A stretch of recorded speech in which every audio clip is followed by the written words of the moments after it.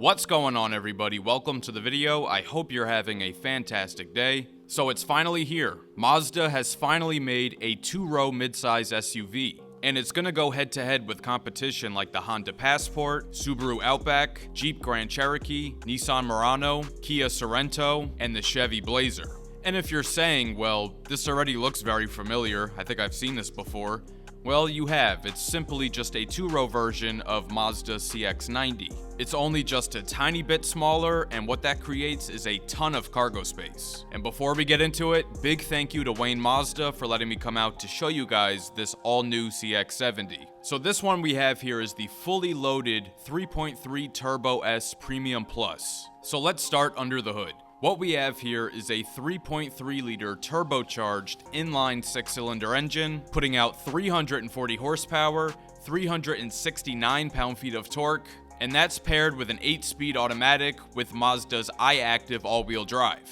0 to 60 takes approximately 7 seconds. Fuel economy ratings are combined 25 miles per gallon. That's 23 in the city, 28 on the highway, and the capacity of the fuel tank is 18.5 gallons. So as I just said, this is basically a replica of the CX-90. The front end is identical, but to quickly recap, the front grille has that typical shield shape that we see on all Mazdas, and it has this gloss black honeycomb insert. And the outside of the grille is a nice smoked gunmetal color. And dropping down, there's a big opening there for ventilation, and down in both corners, there's going to be functional side air curtains for aerodynamics. The headlights are a newer design element that was new with the CX-90. Instead of being long and slim, it has a more squared off shape with a really bright projector beam LED, an LED daytime running light that sits underneath, although for some reason it's not really showing up on camera. And then off to the side, they have the LED turn signal kind of in its own housing, separate. And when the turn signal is not in use, that lighting element is also an extension of the daytime running light. Turning to the side, we're gonna have blacked out power folding mirrors with LED turn signals, and on the Premium Plus, they are auto dimming. Over here on the front fender, you have a badge that indicates that this is the one with the inline 6, not the plug-in hybrid, inline 6. You paid for the inline 6. The side profile overall has a very premium appearance, especially with these color-matched wheel arches, along with the trim down at the very bottom. All paint match, no flat black. Lower trim levels, you will get flat black, but on this one, all colored. Full gloss black trim around the windows, gloss black on the aluminum roof rails up top, and this one has optional crossbars added on. When it comes to the body lines, Mazda's typically known for having smoother, more rounded styling, and the same applies here. You have one very soft body line that starts all the way at the front of the car, goes along the top of the doors, and blends into the corner of the taillight. And down at the very bottom, we have more of that kind of glossy gunmetal finish on this trim piece, and it has a very high-end looking Mazda inscription. Taking a look here at the wheel and tire setup, this is a two-tone 21-inch multi-spoke wheel. Again, very high-end looking. This looks like something maybe you'd see like on a BMW. And the tires it's riding on are Falcon ZX all-season tires, and the size is 275/45.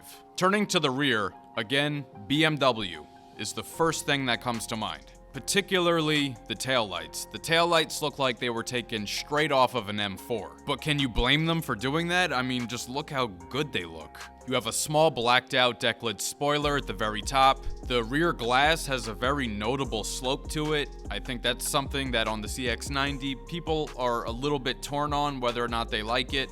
I think it looks fine. The bumper down below is also going to be paint matched with a very small gunmetal gray trim piece at the very bottom. It's going to have parking sensors on it, as well as 2 integrated reflectors. Now going into the cargo area, this is the biggest thing that needs to be talked about with this car. The cargo space is massive.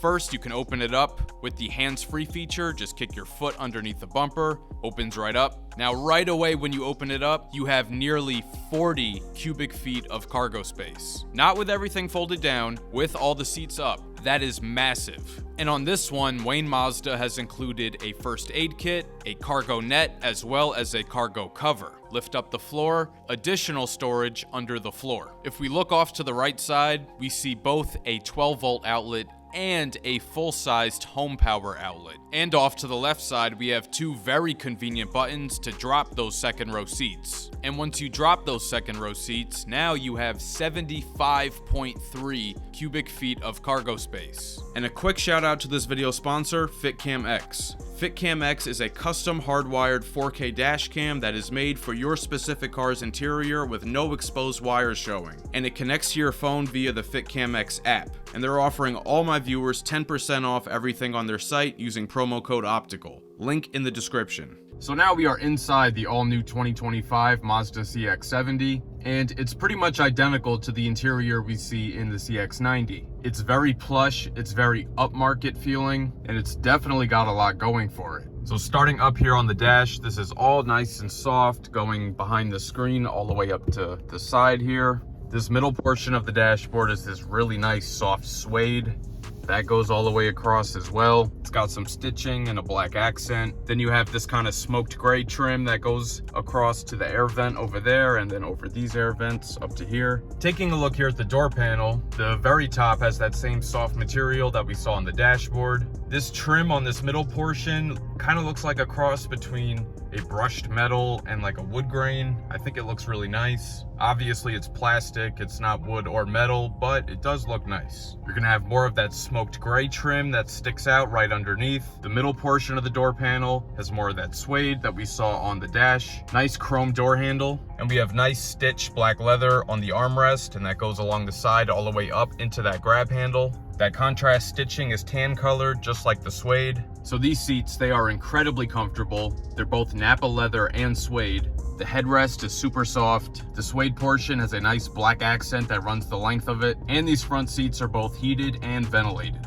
And there's two memory settings for the driver. Right here we have a beautiful leather steering wheel. It has this super nice two-tone colorway with the tan and the black. Nice chrome Mazda badge on the horn button. Nice texture on the horn button, doesn't feel scratchy. Nice stitching details on the inside of the wheel. More of that shiny chrome on the bottom, it really stands out. The wheel is both heated and power tilting and telescoping. The buttons on the left are going to control your audio, phone, and the digital gauge cluster. And the buttons on the right are going to control your adaptive cruise control, lane keep assist, and other driver assist features. Up above the wheel here, we have a 12.3-inch fully digital gauge cluster. The picture quality is very sharp. It looks really good. However, it doesn't display a whole lot of information. When you toggle the button on the steering wheel, there are a few options it can display on the right side. It can show your warning messages. It can just be turned off. Your fuel economy, your eye active status, and a compass. Here in the center of the interior is a 12.3-inch infotainment touchscreen. Now this system, it's kind of a mixed bag. And what I mean by that is this. I'm not gonna lie, it seems a little bit crazy to me that in 2025, a brand new model coming out is still using this rotary dial for the infotainment. When using the Mazda interface, there's no touch functionality, it's only with the dial. However, they did take one big step in the right direction, and that is making Apple CarPlay and Android Auto touchscreen. I would say at least 70% of the people that buy this car will probably only exclusively be using Apple CarPlay or Android Auto. I know that's how I am. So in regard to that knob and touchless interface, as long as Apple CarPlay and Android Auto are touchscreen, I really don't give a f. Now with that part out of the way, there's still plenty of good functions that the system has. So you have your wireless Apple CarPlay and Android Auto, Bluetooth and USB audio, Sirius XM radio, and it has Amazon Alexa built in. It also has its own native navigation system. The system also has a nice backup and 360 camera, lots of different viewing angles on the camera. The backup camera has distance markers and trajectory lines. Now over here, along with that rotary dial, we have shortcuts for different things in the infotainment. This one's for navigation. You have a back button, your button to go home, and music. This fully loaded Premium Plus has the 12-speaker Bose Premium audio system. So let's take a quick listen to that.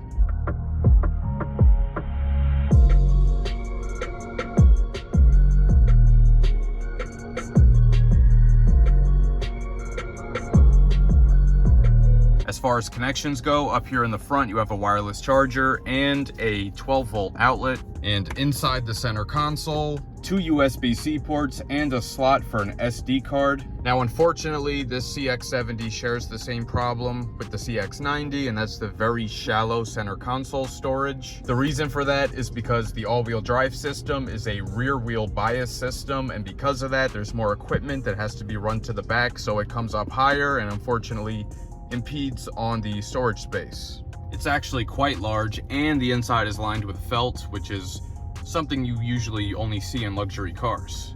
And under here you have your 2 cup holders. The center console has more of that brushed aluminum, wood grain kind of looking material, and I'm kind of digging it. It looks nice. Your transmission selector is right here. It's leather with some metallic accents. It's kind of interesting the way it works. You have it over to the side in park.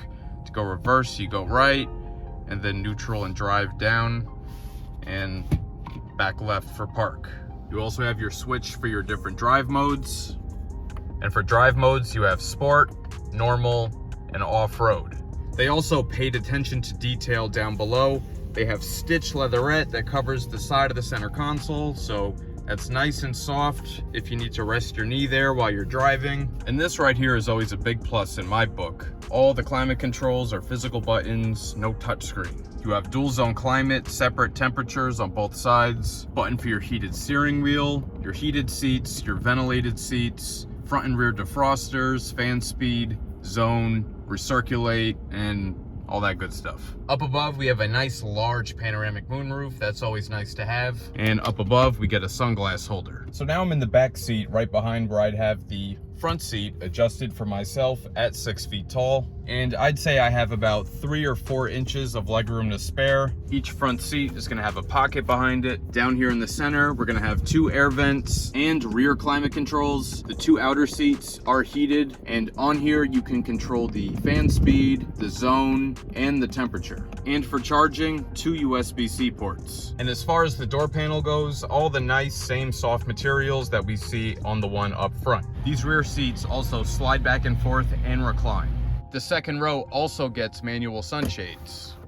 MSRP of this 2025 Mazda CX-70 Turbo S Premium Plus with all its options is $58,930. Big thank you to Wayne Mazda in Wayne, New Jersey for allowing me to come out today to show you guys the brand new CX-70. They're located on Route 23 in Wayne, so stop by if you're in North Jersey or the New York City metro area. And when you get there, make sure you ask for Carlos Estevez. Let me know your thoughts down in the comments. If you enjoyed this video, please share with a friend and subscribe. It'll really help the channel grow. Hit the notification bell so you don't miss any new videos. Let me know down in the comments what other vehicles you want to see on the channel next. And be sure to follow @Optical Automotive on TikTok and Instagram, and check out the page on Facebook. Thank you so much for watching, and I'll catch you guys later.